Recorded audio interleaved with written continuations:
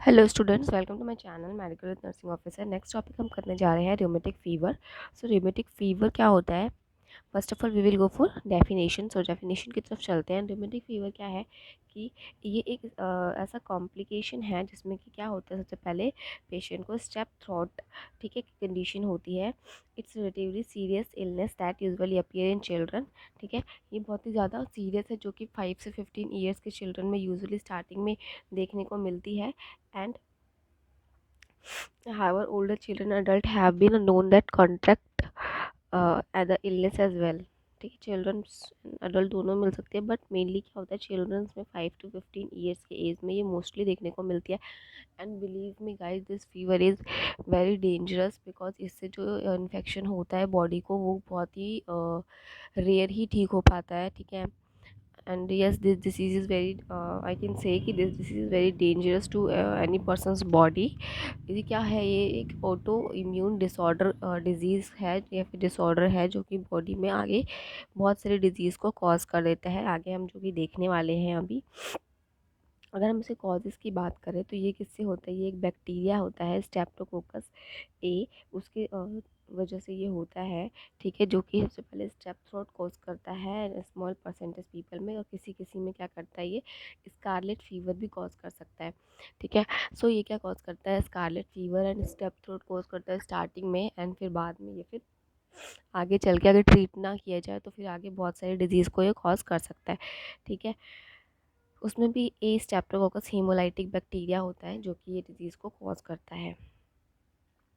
And हाँ, ये जो है, ये पेज आप पढ़ लेना कि इसमें क्या लिखा हुआ है, मैं यहाँ पे बताती हूँ।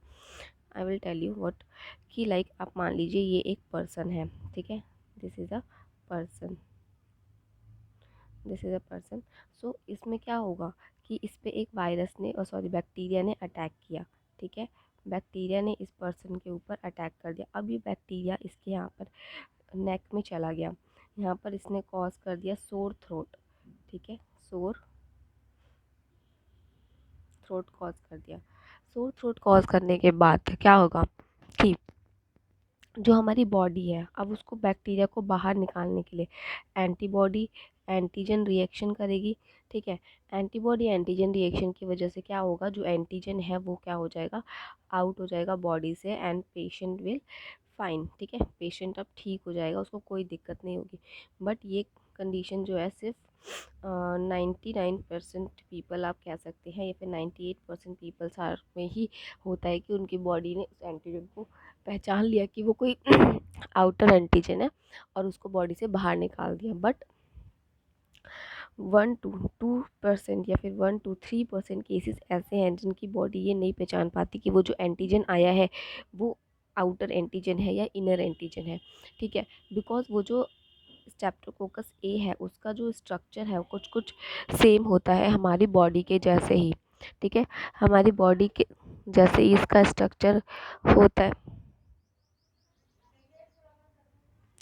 हमारी बॉडी के स्ट्रक्चर के जैसे ही ना उसका स्ट्रक्चर होता है एंटीजन का। सो हमारी बॉडी क्या होता है, कंफ्यूज हो जाती है उसको पहचानने में कि ये हमारी बॉडी का एंटीजन है या फिर आउटर एंटीजन है। मैं कह रही हूँ कि ये कंडीशन जो है 1 से 3% पीपल्स में ही होती है, ठीक है। 1 से 3% पीपल में क्या होता है कि वो नहीं पहचान पाता कि ये आउटर एंटीजन है, और हमारी बॉडी क्या करती है, फिर एंटीजन एंटीबॉडी रिएक्शन कर देती है, जिसमें कि वो क्या करती है कि अपने ही ओन सेल्स को ही डिस्ट्रॉय करने लग जाती है, ठीक है।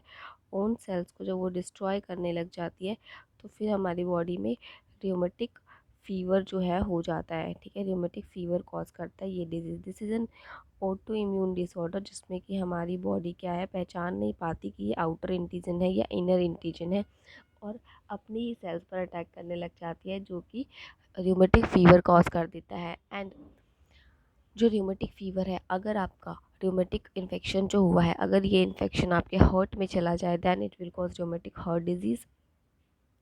अगर ये इन्फेक्शन आपके लंग्स स्किन में चला जाए तो ये नोड्यूल्स कॉज कर देता है, और अगर ये इन्फेक्शन जॉइंट्स में चला जाए तो र्यूमेटॉइड अर्थराइटिस कॉज करता है। सो ये जो इन्फेक्शन है मेनली बहुत ही ज़्यादा रेयर ही है, बट फिर भी कई पेशेंट पे 100 में से 5% पीपल में ये जो है देखने को मिल जाता है। एशिया, अफ्रीका, अमेरिका, यहाँ पर ये डिजीज़ जो हैं बहुत ज़्यादा पाई जाती हैं। सो अब देखिए इसमें क्या होगा, सोर थ्रोट होता है सबसे पहले। सोर थ्रोट होने के बाद ये इन्फेक्शन फिर आगे बढ़ता है।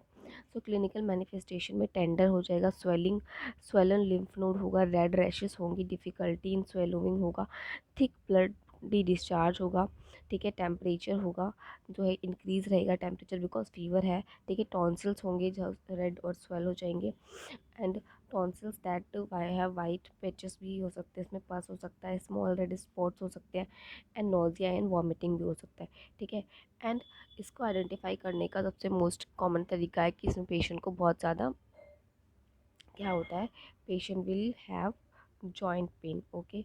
पेशेंट को जो है जॉइंट पेन होगा एंड एरिथमिया होगा, ठीक है, एरिथमिया होगा पेशेंट को। सो ये सारे साइन सिम्टम्स होंगे। नेक्स्ट मैंने जैसे कहा कि रोमेटिक फ़ीवर अगर जो है स्किन तक इन्फेक्शन चला जाए तो वो नोड्यूल्स कॉज कर सकता है। इस डायग्राम में आप यहाँ पर देख सकते हैं, देख रहे हैं यहाँ पर, इधर, यहाँ पर और यहाँ पर, ऐसे इनके बीच में ऐसे उभरा हुआ structure, that is nodules. So nodules का फॉर्मेशन हो सकता है, ठीक है। इसमें अगर वो स्किन में जाए, if it goes to the joint, अगर वो जॉइंट में चला जाता है तो क्या करेगा, जो हमारे जॉइंट्स होते हैं उनको इन्फ्लेम्ड कर देगा। देख रहे हैं आप कैसे इन्फ्लेम्ड हो गई हैं, स्वेल हो जाएंगी, रेड हो जाएंगी, पेन होगा इनमें बहुत ज़्यादा, ठीक है। डिफ़िकल्टी इन मूवमेंट होगा। सो रोमेटिक अर्थराइटिस कॉज कर देता है ये डिज़ीज़ जो है। रिस्क फैक्टर की बात करें तो फैमिली हिस्ट्री, अगर किसी को पहले से ये डिज़ीज़ है तो फिर आगे वाली जनरेशन को होने के चांसेस बहुत ज़्यादा बढ़ जाते हैं। Two type of step bacteria, ठीक है, कुछ जो है हमारे बैक्टीरिया है जो कि डिजीज़ कॉज करते हैं, ठीक है। एनवायरमेंटल फैक्टर भी बहुत ज़्यादा इसके लिए रिस्पॉन्सिबल होता है। जैसे कि कोई पर्सन अगर ओवर क्राउडिंग एरिया में रह रहा है जहाँ पर हाइजीन प्रॉपर मेंटेन नहीं है, पुअर सैनिटेशन है, ठीक है, तो वहाँ पर क्या होगा कि डिजीज़ होने के chances, exposure of step bacteria ज़्यादा होगा, बैक्टीरिया ज़्यादा होगा तो ये डिजीज़ होने के चांसेस भी बहुत ज़्यादा इंक्रीज़ हो जाएंगे। सो यस, नेक्स्ट अगर कॉम्प्लिकेशंस की बात करें तो रोमेटिक फ़ीवर है जो, वो परमानेंट डैमेज कर सकता है आपके रोमेटिक हार्ट डिज़ीज़, ठीक है। हार्ट को जो है परमानेंट डैमेज कर सकता है। इसीलिए मैं आपको स्टार्टिंग में कह रही थी कि ये डिज़ीज़ बहुत रेयर है, एंड रेयर के साथ साथ ये बहुत ही ज़्यादा सीरियस डिज़ीज़ है जो कि बॉडी में जो है कॉम्प्लिकेशंस कॉज करती है, हार्ट को डैमेज कर सकती है। जब कब ये डिज़ीज़ होने के 10 to 20 ईयर्स के आफ्टर द ओरिजिनल डिज़ीज़, ठीक है, ओरिजिनल इलनेस जो होती है, जो रोमेटिक फ़ीवर की वजह से कोई बीमारी है, स्किन में जैसे मैंने बताया नोड्यूल्स हो गया, जॉइंट्स में रोमेटिक अर्थराइटिस हो गया, हार्ट में रोमेटिक हार्ट डिजीज़ हो गया, ठीक है, एंडोकार्डाइटिस, मायोकार्डाइटिस या फिर पेरिकार्डाइटिस हो गया। सो उसके 10 से 20 साल के अंदर ये जो डिज़ीज़ है आपके हार्ट को डैमेज कर सकती है अगर आपने ट्रीटमेंट नहीं ले रहे हैं और अगर आप प्रिकॉशंस नहीं ले रहे हैं। बट सीवियर केसेस में क्या होता है, ये हार्ट के वाल्व को डैमेज कर देती है, ठीक है। तो इसके बाद क्या होगा कि मेनली ये आपके मिट्रल वाल्व को डैमेज करती है, ठीक है, वाल्व में आपके मिट्रल वाल्व को मेनली डैमेज करती है, अफेक्ट करती है ये डिजीज़। सो और क्या कर सकती है ये, आपकी नैरो कर सकती है वाल्व को लीक कर सकती है, उसके बीच में जो क्लोज़र होता है जहाँ पर वो एक टाइम के बाद बंद होना, रिलैक्स होना है ना, कॉन्ट्रैक्ट होना हो तो बंद होना, फिर रिलैक्स होना तो ओपन होना, तो वो चीज़ नहीं होगी। वहाँ पे क्या होगा, ब्लड हमेशा लीक डाउन होता रहेगा एंड बैक फ्लो होगा, ठीक है। आपके हार्ट मसल्स को डैमेज कर सकती है ये जो डिज़ीज़ है रोमेटिक फ़ीवर। सो अगर हम डायग्नोसिस की बात करें तो हम करते हैं पेशेंट का blood test and ECG and echo and physical examination, history collection तो करते ही हैं हर डिजीज़ में।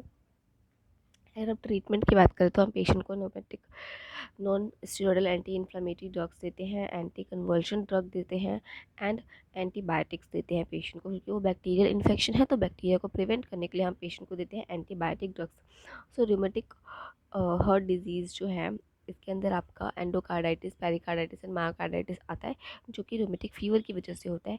सो आपको जो है लिंक डिस्क्रिप्शन में मिल जाएगा rheumatic heart endocarditis, myocarditis and pericarditis का, ठीक है। एंड अगर आपने रोमेटिक अर्थराइटिस को नहीं पढ़ा है देन आपको लिंक यहाँ पर आई बटन आ रहा होगा, यहाँ पर आपको लिंक मिल जाएगा जहाँ पर जाके आप उसे पढ़ सकते हैं। सो नेक्स्ट अगर मैं आपको एक बार फिर से एक्सप्लेन करूँ इसकी पैथोलॉजी कि क्या कहता है ये डिज़ीज़, ठीक है, ये डिज़ीज़ क्या कहता है।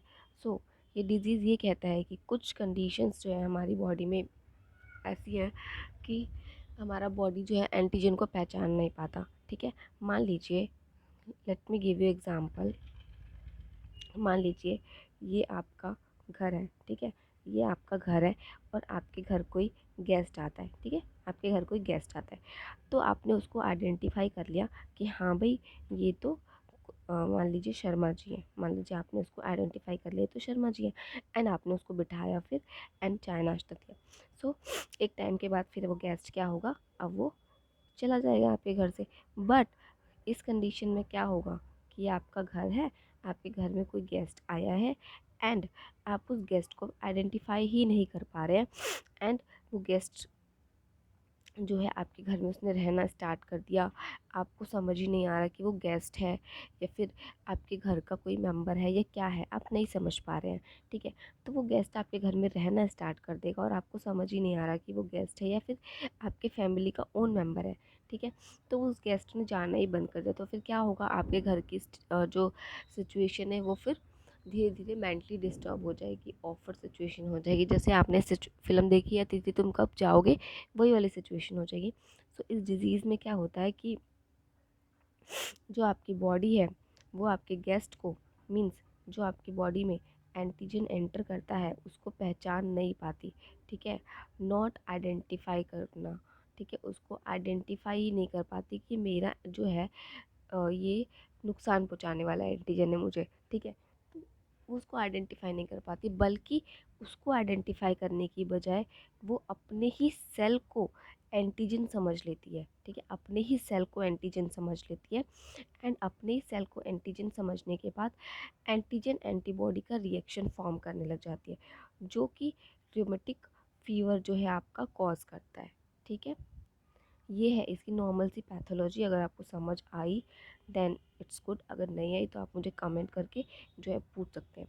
ठीक है, या आपको लेक्चर में किसी तरीके का सुधार चाहिए तो आप मुझे ज़रूर बताएं कमेंट करके, ताकि मैं उसको ठीक कर सकूं, ताकि मैं आपको अच्छे से समझा सकूं जो मैं कहना चाह रही हूँ और जो मैं आपको समझाना चाहती हूँ।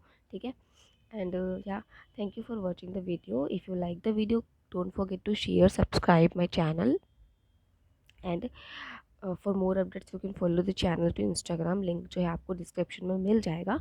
सो yeah that's all about rheumatic fever. I hope कि आपको समझ आया हो। So yes, thank you so much.